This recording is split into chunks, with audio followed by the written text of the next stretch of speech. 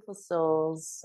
So happy to introduce another revolutionary conversation between Janelle and I. And today we're here to speak of something that was beautifully inspired by a conversation Janelle and I had just the other day about being seen and how that act of being seen actually activates parts of us that we didn't even know were alive. And you know what, Janelle, it feels right for you to start with your story because it really was a huge, huge catalyst um, in your world. And I know that everybody will benefit from hearing it. Thank you, Jules. It's such a joy to be here again to just dive into another golden mine, right? And I think that as Jules and I have these conversations, we realize that sometimes the life lessons or the chapters that we live can be a catalyst for the seed in your soul that's beckoning you, right? And so in an earlier conversation, I realized I'd never actually talked about this. And in the conversation, I realized it was the one thing that changed my life more dramatically and drastically than anything. And it was a moment. And so, what I'd like to do is just give you a little storyline about the moment that was the catalyst of the life I'm living today. And so, after college, I moved to the East Coast, got my career started. And as I was starting my career in Connecticut, New York area, I was really feeling like I wanted to launch my life and go big, right? Had a big vision. You know, the vista's wide open when you just finish college, right? And there's something so beautiful about youth that it's got a fearless quality to it. Like you're ready to take on the world, right? And so Impenetrable. And so there was a speaker who was talking about building a resume, about what was important. And she said, you know, there are other aspects about your lifestyle that really speak of volumes about who you are and what you're capable of. And she said, so on my resume, I added that I did the New York Marathon. And I was like, New York Marathon, wow, that's bigger than life. And in that one moment, I said, I'm going to do the New York Marathon. So, of course, couple years in advance, I was in Connecticut, New York. I said, if I'm going to do one marathon before I die, I mean, at that point, I was maybe running 3 miles, right? Just for fitness, just because that was a great thing to do. And it kept me fit because I had recently lost weight and was keeping my weight off and helping me feel alive and even modulate my stress, especially in college. And so here I am going, I'm going to take this on. This is the life quest. And so I thought that was the big thing. And so here I am doing the New York Marathon, trained and prepared to do it. And I had so much fun. And I wasn't paying attention to time at all. It was just getting to the end, which is 26.2 miles, if you don't know. And I was feeling so good right through the end because in New York City, of course, it's a bit of an energy buffet, a party going through because everybody on the sidelines is giving you so much support and energy that you feel this through your whole your the inner symphony as Jules talks about. So I finished this. I had a great time, and a couple weeks later after I did a 10K, this gentleman comes up to me and he said, Janelle, I saw you did the New York Marathon the other week. He goes, you know, if you put some energy and effort into it, you could be a good athlete. And I said, what? And he goes, yeah. And I thought, what is he talking about? Because for myself, I saw myself as somebody who could just do complete and be sort of a middle packer fitness kind of person. And he said athlete, and I could feel it. It was monumental. And so he said, yeah, let me train you. And so, in that innocence of that moment of not knowing and not needing to know, I let him coach me. And all of a sudden, his certainty and his sight, his name is Steve Pyle, remarkable character who had the capability of seeing a diamond in the rough.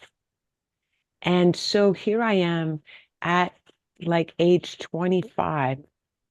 And it was the first time I realized that anybody saw me and my potential. And so I turned into like a little 10-year-old who was going, wow, okay, what is this?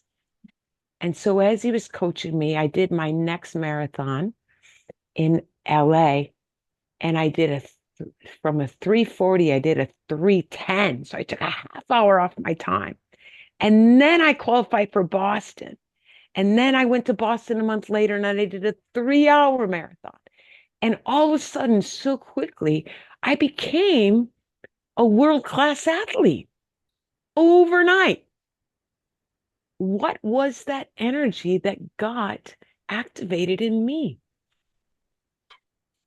It wasn't that I had talent and hidden capability. It was that all of my circuits started to fire because someone believed in me and stood by me to say, you are capable of something greater than I had any vision or even imagination of. I had never even had aspiration to be an athlete. So here I am going to the national championships in biathlon, the duathlon, run, bike, run. I started adding the bike. He coached me. I go to the national championships that fall. I have the fastest bike split in the nation. I qualify for the worlds. It was a whole nother life. I amazed myself and I knew the power of being seen and having somebody with an anchor with the competence and that confidence and that certainty that I borrowed, right? I borrowed his goldenness, and that brought me to a level far beyond. And so this journey kept going, and I kept competing and almost winning every race. And everybody wondered, where did this girl come from? I didn't even know. I was living my own mystery. And I was amazing myself. But the key is I stayed innocent and I was just witnessing this energy and how good it felt to be alive. And so it feels so significant to for Jules and I to hold that space of seeing you and letting yourself be given a chance to amaze yourself, because it's a quantum leap that has created such a ripple and a change in my life, because that journey went on to the Ironman, right? Because I wanted to live beyond biology and figure out what that was to live in flow.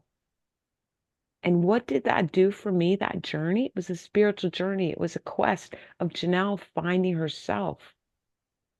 Because once I found myself and had the experience, there was no way I was going to back down, because I had that knowingness, the confidence, the conviction, the inner self, the inner dwelling was there. And so, what could I wish for anybody else is to have that experience, because it's absolutely monumental.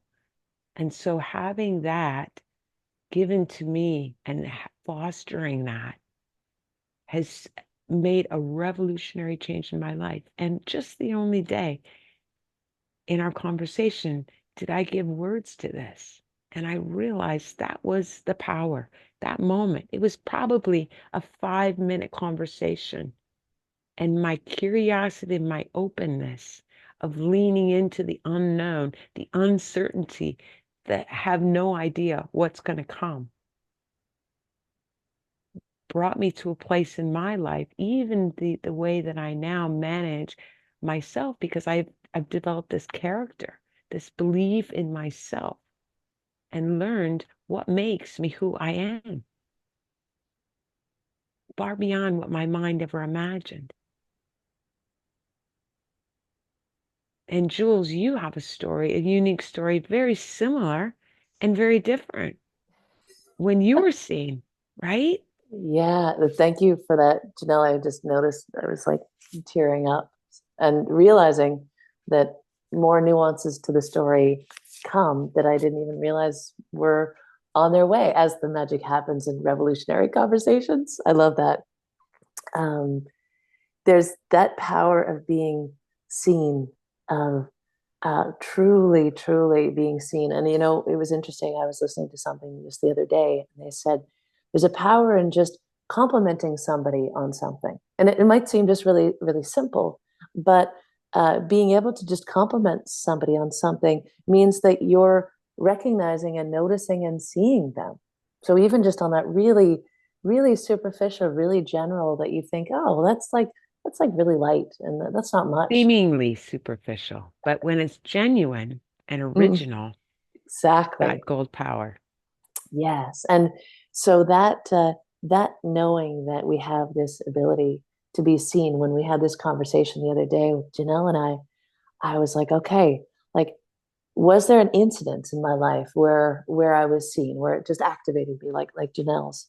And I realized that it wasn't one incident that was like super memorable. It was an accumulatory effect Mm. of many, many different situations and relationships, and being seen constantly, in different ways. And I'm very grateful for it too. And I wasn't in that realization until we spoke the other day, Janelle, that from a really young age, and probably way earlier than I can remember, um, my mom was behind me 100%. And that opportunity to be seen and to be heard. And I remember moments where she said, well, you get this faster than I do, and you're going to grow and you're going to evolve way past me when it comes to this work. And whether it was working hands-on with people doing cranial psychotherapy that I started when I was 10, or talking to ghosts, talking to animals. Like, it was always animal communication and spiritual conversations when I was little, fairies and different spirit babies and such. Mhm. Um, but that knowing that there was always this knowing that there was somebody behind me, that there was trust Mm. and confidence in knowing that I had the capacity and capability that far exceeded what even she could believe or see, or what my stepdad, which I guess he was probably 6 years old, 7 years old when I met Pete. He was a track and field coach, and so he's my sister's dad. And so Pete, he I we would go to track and field meets, and we would be with these track and field stars, and some of them went like world class, but they were our track kids. And so we grow up watching and being coached and watching coaching and watching that degree of support, uh, at that level of just knowing that all it takes is just a little bit of love and support and being seen and working on things to just keep up leveling yourself. Mm. And I remember at one point my mom said, oh, Jules, you'd be more helpful to work with this little baby. And I was like 12, like maybe 12 or 13, like young. She said, you're way better at working with babies. Like, my energy is really intense, and it really freaks babies out a lot of the time. And so even just those moments of going, okay. And it wasn't that was actually necessarily true. She was great at working with kids and babies, but her just reiterating her confidence in Mm. my own unique gifts, uh, and then recognizing throughout time, since our conversation, like all of the teachers who have been incremental and powerful in that. Jules, like, you're an amazing artist. Like, what if you were to stretch it to this level or this level, and having my art not just displayed in the hallways, but framed and put in the school offices of almost all of the schools that I went to. That, like, that constant reminder of validation of my own gifts. Uh, Mm. yes, it's external validation, but it also, when you let it come in and you let it reinforce your own gold, it becomes unquestionable, undeniable. And there's something really powerful about, as I look through it, as I was journaling about it last night, all of these beautiful characters who saw me and questioned something about me or invited me to expand into something greater inside of myself, Mhm. including yourself, Janelle. Like that opportunity to go, hey, you are expansive. Your capability is beyond what you can possibly imagine. And instead of just going, oh, no, no, that's impossible, just like sitting with it and asking myself, what if that is true? Right? Why am I resistant to that being true? If Oh, Janelle sees that in me, right? Why can't I just sit with that and see how that lands true in me? yeah. And what is so key is to have an incubation station, I call it, the place where those new possibilities have the fertile soil and the TLC, I call it the truth, the love, and the consciousness, to be bathed and basked in that um, that place where there is certainty and anchor, where a person can deepen their roots and to come to know that for yourself. Because once you know that for yourself, everything in your whole life changes. Possibilities open up, and the universe reflects back to you your open vista and your big yes to the world and all of the doorways in your own self that the facet of your diamond can shine brightly through in and throughout. Can I add to that, Janelle? Because that just like Yes. activates something inside of me. Um, and that is that to remember that we have all these facets and they're already there, just like me, like journaling about them, looking at them a little bit differently, going, oh my goodness, there's been so much that's already been gifted. It's on offer. It's like the gift that's right there that you've received, but you haven't unwrapped yet. Yes. And you could just choose to activate that incubation chamber to unwrap one at a time or all of them at one time and sit with them. And it doesn't have to take a long time. It doesn't have to be onerous or hard or any of those things. It could just be there waiting for you. What if Waiting it's for you. just there waiting for you right now to remember that you already have everything you need? But Everything is waiting for you. What if that was really true and truly real in your life? Mm, because it's just a glimpse of the possibilities when we change our perspective and when we open it up. Because I sense that our greatest insatiable yearning is to contribute and to be so integrally connected in contribution to the whole of humanity in some way. And I think that's one of the things, Jules, that's so unique and really key that stands out for both of us is that when a person has the opportunity to discover the reason why they were born, their greatest purpose, their mission, what they were born to carry out, because that's what the world around you is yearning for and waiting for. It's everyone is waiting for you to say yes to yourself so that everyone can receive the gifts, those jewels that are packed away inside, right? mm-hmm.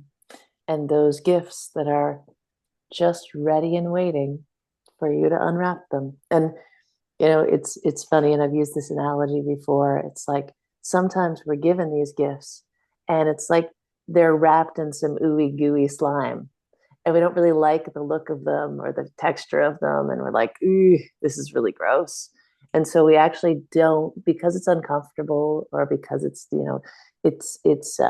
awkward, or whatever those things are. We actually never look through to open up the wrapping to see what's inside.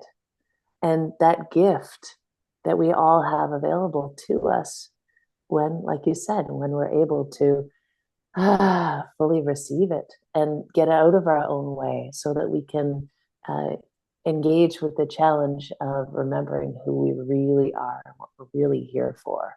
Right, right. And adding to that, I think the key is to be able to step back and witness, because so many times we're caught in our own entanglement of avoiding, delaying, putting off to the side, disguising our deepest desire. Because oftentimes, what we want the most in our own life, what we deeply desire, is also what we're most afraid of. Uh huh. And when we can step back and witness that, it doesn't have a hold on us. There's not a clenching and there's not a contraction. So, can we just find that neutrality to look at everything with new eyes and feel into what our true yearning is, right? Having the capability to really listen and let sink in that whisper from your soul, because that does take a quality of silence and stillness and presence to hear. And oftentimes we're so busy because actually we're afraid to hear the whisper of our own soul. And yet, Mm. that's what we're most yearning for. But we look outside ourselves. We look for external validation, confirmation, and it's never going to give us that fulfillment, because we got to Mm. find that golden root, that golden seed. And to flip it all the way back to the beginning in the deepest, meta way, is that we're looking for ourselves to be the seer, right? We're looking to be our own coach, or looking to be seen by ourselves. And that it takes slow, it takes stillness, it takes that awkward pause of presence. But when we can be there to see and to hold space for ourselves the way that those who have activated us have done for us, that's where the magic happens. And have the more we have behind us helping us see ourselves, the more magic happens, the more gold appears. And that golden human renaissance that we've talked about in several of our Right. conversations just erupts when we start loving ourselves and who we really are. Falling in love with life. Mm. The power of falling in love with your own life, the power of falling in love with our life brings us such elixir of life that, number one, soothes and heals, and also nurtures and brings to life aspects of ourselves that we've denied, or, you know, hidden deep inside our own, hidden from our own selves. Because when we can have the courage to let this come alive, we begin to feel the power of the universe, the power of life, the power of love really bestowing itself on us. It's like letting the sun shine into us and bringing to life. Because I love to use the 5 Ps, that is the ultimate aliveness equation, is the power. And with that is the purpose, right? That's because behind the wound or behind what's hidden is the purpose. And in the purpose is the power. And in that power and purpose comes passion. And in that passion, we begin to feel presence. And when we're in presence, we move with poise, right? So when we begin to live our life and balance those 5 Ps, everything is a dance. And you feel so wildly alive and in love with life. Whatever Mm. comes from that is revolutionary. And you Yeah. know it. And I love how you stepped into some of the tenets of Revolutionary Leadership Academy that we're starting, Janelle, like that. The depth of it sounds wonderful. You know the feel of that person when they've stepped into those P's, and you go, oh, I want to be that. That's I want to live that in Palpable. me. Yeah, you can feel it. It's resonant. It's magnetic. There's magnetism to that. Yes.